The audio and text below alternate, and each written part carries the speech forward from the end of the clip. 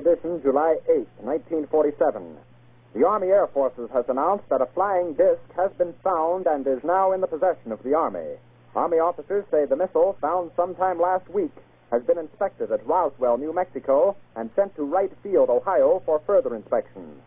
Russia has demanded UN action to get all foreign military personnel out of Greece. Southern soft coal operators have not yet reached agreement with John L. Lewis, but the rest of the soft coal industry has resumed production. The House of Representatives has passed the tax reduction bill by more than the two-thirds which would be required to override a veto. Headline edition will bring you special reports and interviews in a moment. The American Broadcasting Company and affiliated stations present Headline Edition with Taylor Grant. From all over the world, wherever the day's headlines are made, Headline Edition brings you accurate, timely reports on the news behind those headlines, plus informative in-person interviews with the men and women who made the headlines today.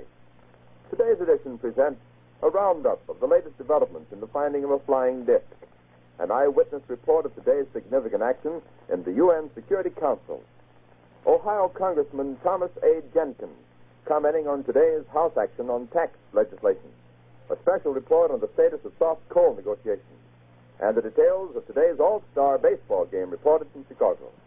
Stay in step with history in the making. Stay tuned to Headline Edition. And now, here's Taylor Grant.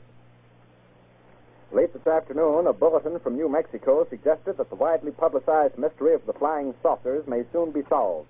Army Air Force officers reported that one of the strange discs had been found and inspected sometime last week. Our correspondents in Los Angeles and Chicago have been in contact with Army officials endeavoring to obtain all possible late information. Joe Wilson reports to us now from Chicago. The Army may be getting to the bottom of all this talk about the so-called flying saucer.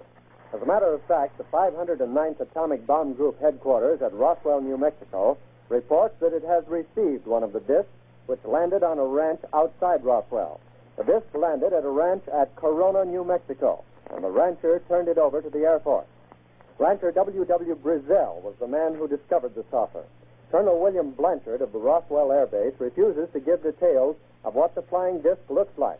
In Fort Worth, Texas, where the object was first sent, Brigadier General Roger Ramey says that it is being shipped by air to the AAF Research Center at Wright Field, Ohio. A few moments ago, I talked to officials at Wright Field, and they declared that they expect the so-called flying saucer to be delivered there, but that it hasn't arrived as yet.